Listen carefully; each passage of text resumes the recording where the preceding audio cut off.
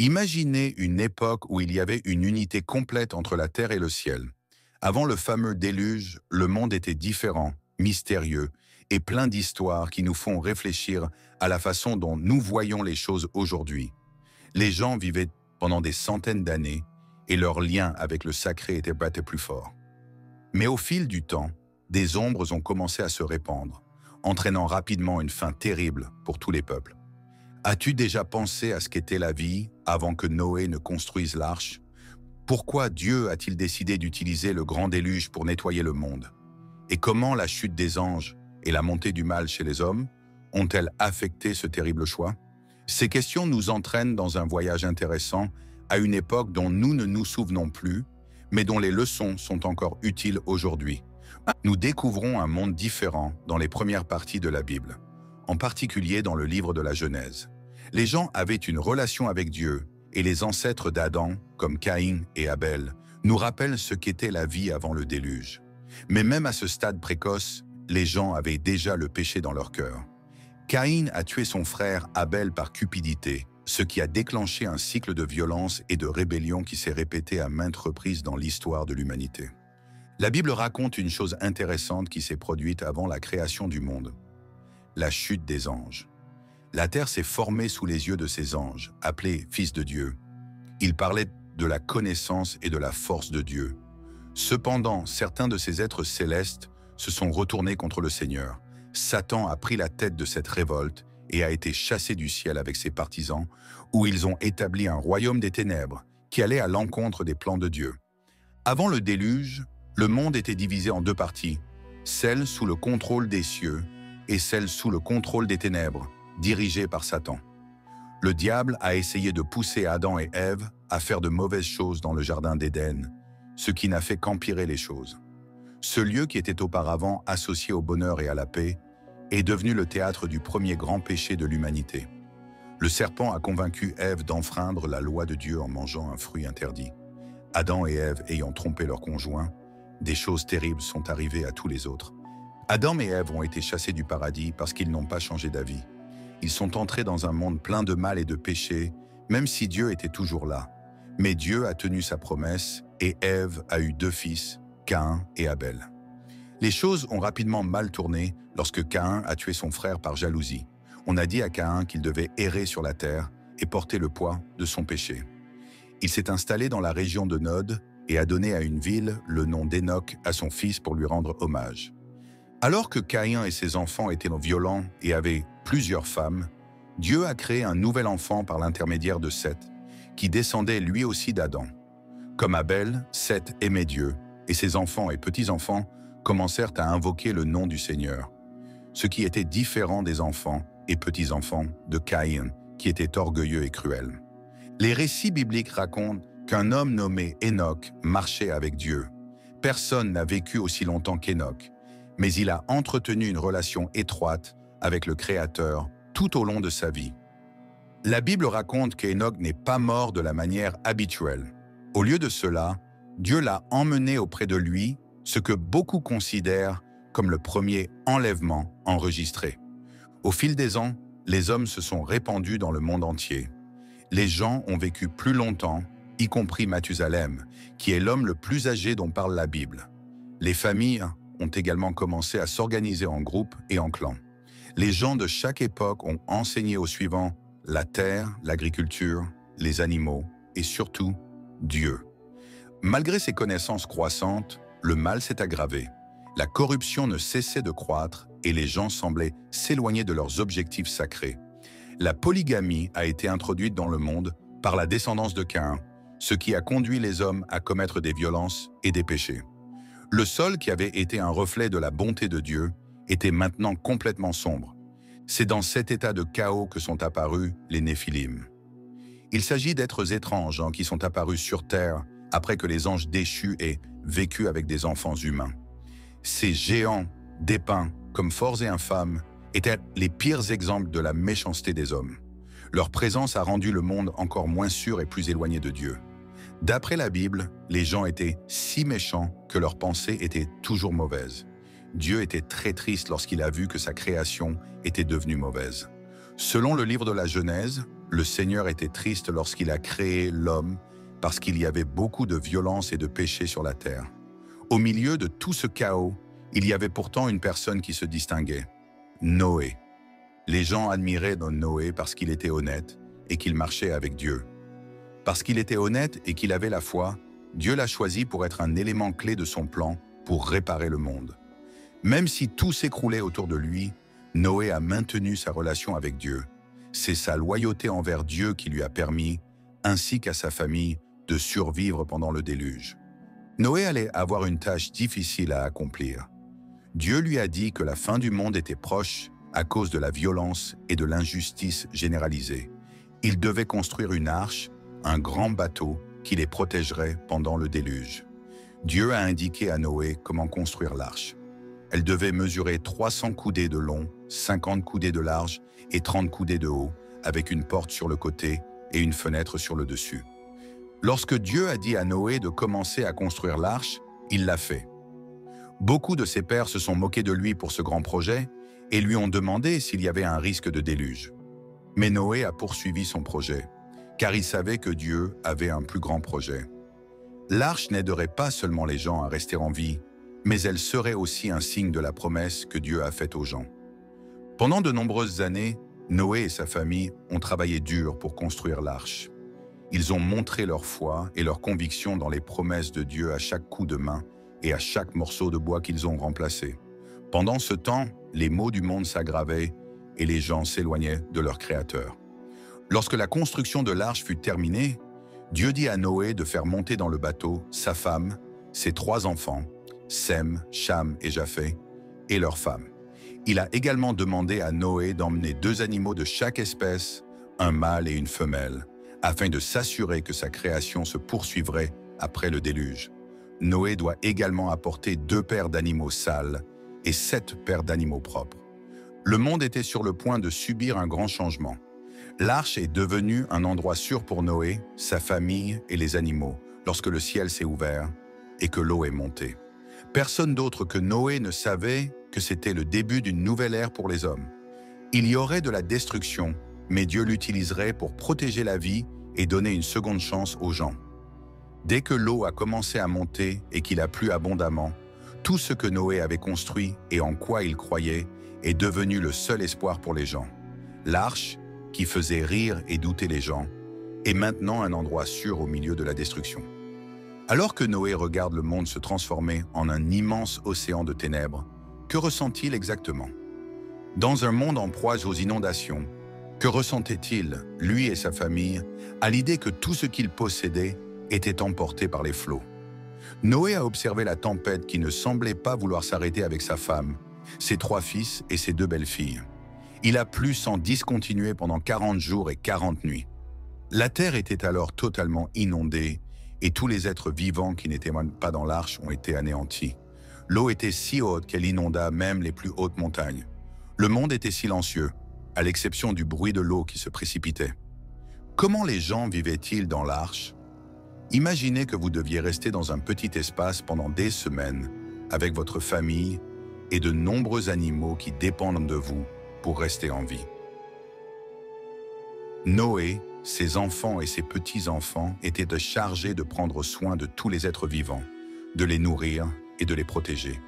Que pensaient-ils pendant tous ces jours? Lorsque l'eau a finalement baissé, ont-ils eu peur de l'avenir? Et à un moment donné, ont-ils craint que la pluie cesse de tomber? Même si Noé avait entièrement confiance en Dieu, cela n'a pas dû être facile.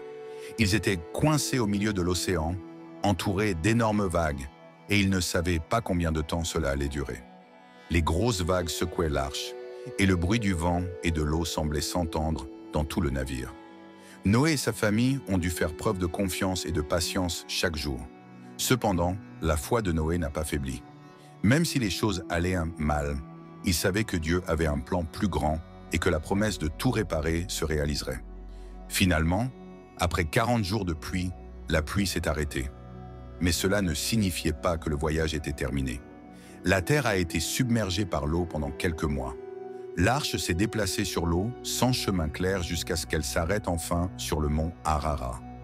Après cela, l'attente est encore plus longue, car il faut des mois pour que l'eau se retire complètement. Noé savait que l'arche ne pouvait pas être ouverte tant que Dieu ne l'avait pas déclaré sûre. Mais comment pouvait-il savoir quand ce moment arriverait? Noé envoya un oiseau vérifier le sol et voir si l'eau était descendue assez bas pour comprendre ce qui se passait. Lorsque la colombe essaya à nouveau, il n'y avait aucun signe que l'eau s'était asséchée. Après 7 autres jours d'attente, Noé renvoya la colombe. Cette fois, l'oiseau revint avec une feuille d'olivier dans son bec, ce qui était un petit signe que la terre allait se relever. La famille de Noé s'est sentie mieux, car elle savait que le temps où elle était seule était presque terminé. Pourquoi Dieu a-t-il choisi Noé parmi tous les hommes pour être le gardien de ce nouveau départ?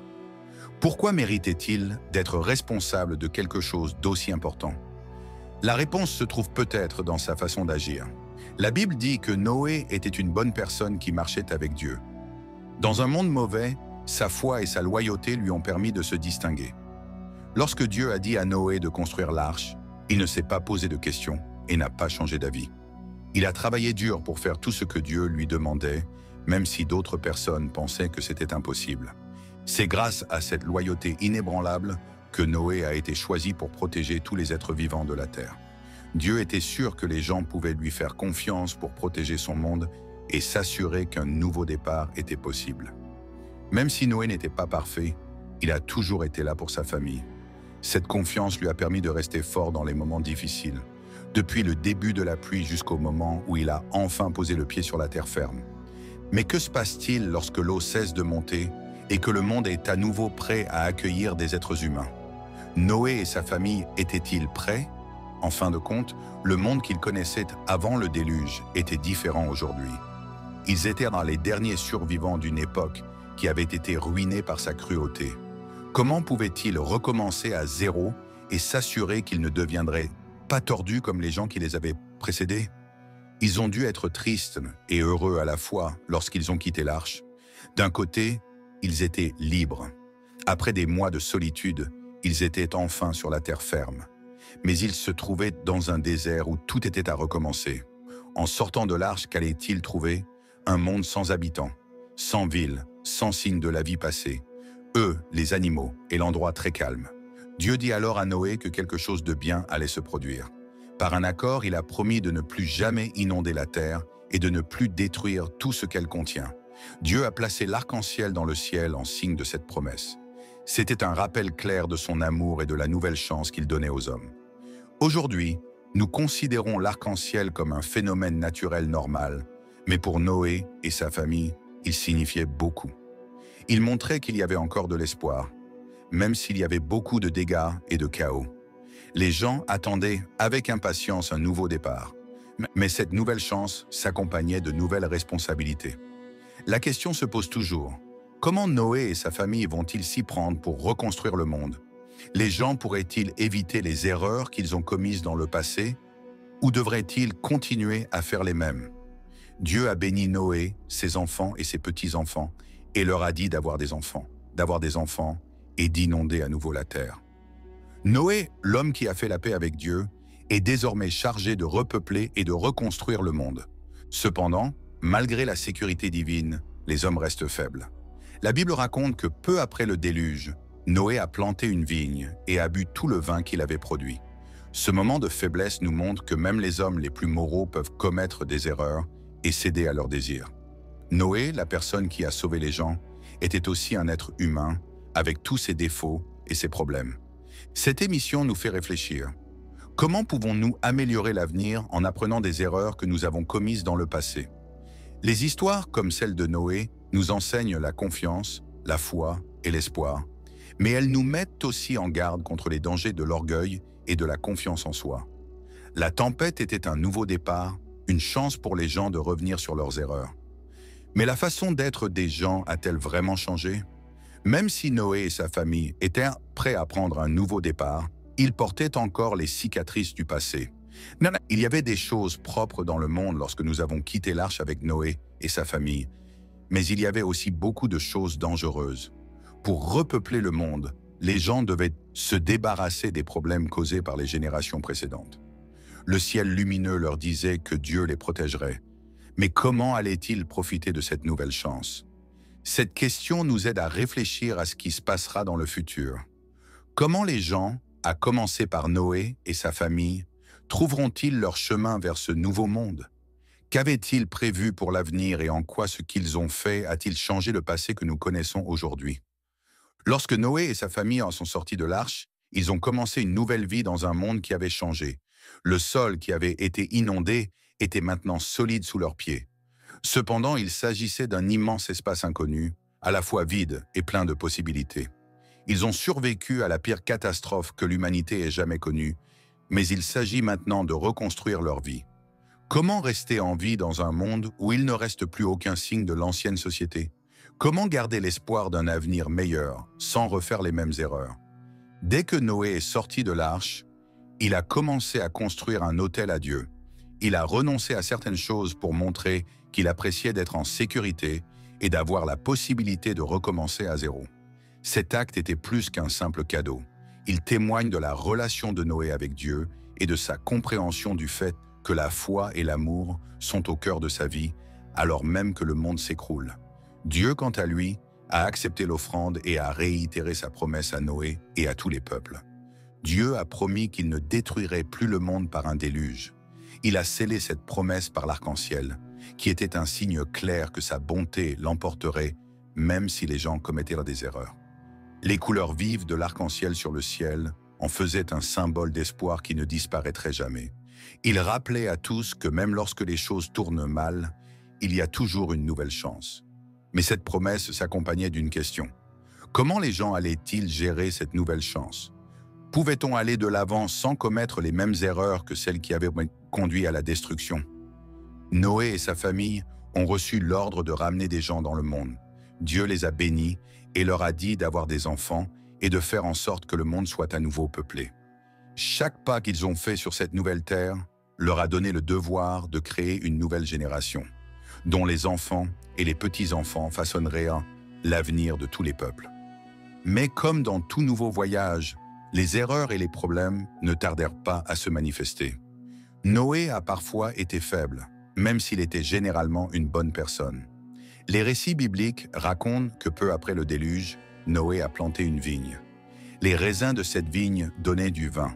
Il s'est enivré une fois, ce qui montrait que le péché était toujours présent dans le comportement des gens après tout ce qui s'était passé. Il a vu l'un de ses enfants, Ham, Noé, dans une situation dangereuse et l'a regardé de haut. Cet événement a provoqué une malédiction sur les enfants et les petits-enfants de Cham, montrant que les effets de nos choix perdurent même après la fin du monde. Ce texte nous dit que nos faiblesses posent toujours un problème, même lorsque nous avons une nouvelle chance. Le déluge a nettoyé le monde, mais il n'a pas changé la nature des gens. Les gens qui sont venus après Noé ont dû essayer de vivre d'une manière qui honore Dieu, qui soit juste et qui suive les règles qu'il a établies dans le lien qu'il a conclu avec eux. Au fil des ans, Sem, Cham et Japheth, les enfants de Noé, ont fondé leur propre famille et se sont répandus dans le monde entier, créant de nouveaux groupes et de nouveaux pays. La terre a repris vie. Les gens qui sont venus après Noé n'ont pas seulement reçu la parole de Dieu, mais aussi les problèmes liés à la vie dans un monde qui est encore en train de se former. Chaque nouvelle ville ou village était une tentative de se remettre au diapason de Dieu et des autres. Noé nous a appris à avoir la foi et à continuer, même s'il a fait des erreurs. Même s'il n'était pas parfait, sa dévotion à Dieu a permis aux gens de survivre.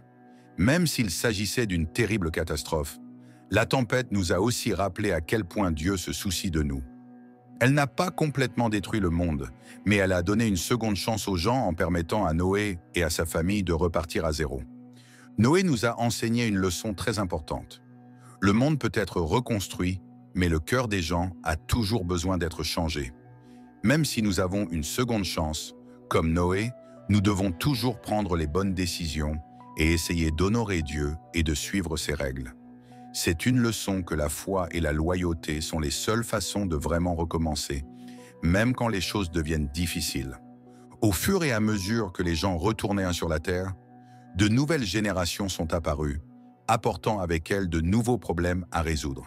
L'histoire de Noé nous amène à nous poser la question suivante: si les gens avaient la possibilité de recommencer, apprendraient-ils de leurs erreurs? Ou bien l'arrogance et la rébellion entraveraient-elles une fois de plus le plan de Dieu? La réponse est malheureusement difficile à donner. En regardant l'histoire, nous pouvons voir que les gens ont continué à se tromper même après Noé. Mais la promesse de Dieu que la terre ne serait plus jamais inondée est restée la même, montrant que son amour ne s'arrêtera jamais. L'histoire de Noé nous touche encore aujourd'hui. Il y a des moments où l'on a l'impression que le monde est sur le point de devenir fou. Cependant, comme à l'époque de Noé, Dieu nous donne toujours une nouvelle chance. Il veut que nous lui obéissions, que nous prenions soin les uns des autres et que nous respections le monde qui nous entoure. Un arc-en-ciel dans le ciel aujourd'hui est un signe qu'il y a toujours de l'espoir, même lorsque les choses semblent impossibles. On peut toujours recommencer à zéro. Ce que Noé veut nous apprendre est clair. La foi est ce qui nous permet de rester stable pendant les tempêtes. Peu importe la gravité des eaux dans notre vie, Dieu est avec nous. Il nous guide et nous protège. Nous devons faire confiance à ses paroles, comme Noé l'a fait, même lorsque tout ce qui nous entoure semble s'effondrer. Dans nos réflexions sur l'avenir, nous pouvons nous inspirer de l'histoire de Noé. Il a dû faire face à des problèmes qui semblaient impossibles à résoudre, mais sa foi lui a permis de continuer. Cela peut aussi nous arriver. Nous ne construisons pas un navire en béton, mais nous construisons nos vies, nos maisons et nos quartiers. Nous pouvons choisir de construire sur la foi, la loyauté et l'espoir, comme Noé l'a fait. Nous devrions nous inspirer de l'histoire de Noé pour vivre dans un but précis, être une lumière dans l'obscurité et ne jamais renoncer à la promesse d'un nouveau départ. Nous pouvons tous faire la différence, vivre d'une manière qui rende gloire à Dieu et laisser un témoignage de notre foi aux générations futures. Merci de laisser un like, de partager cette vidéo avec quelqu'un qui vous est cher et de vous abonner à la chaîne pour ne pas manquer d'autres contenus qui changeront votre vie. Je prie pour que Dieu vous garde, vous et votre famille, en sécurité et que nous puissions continuer à répandre la parole de l'espoir et de la renaissance dans le monde entier.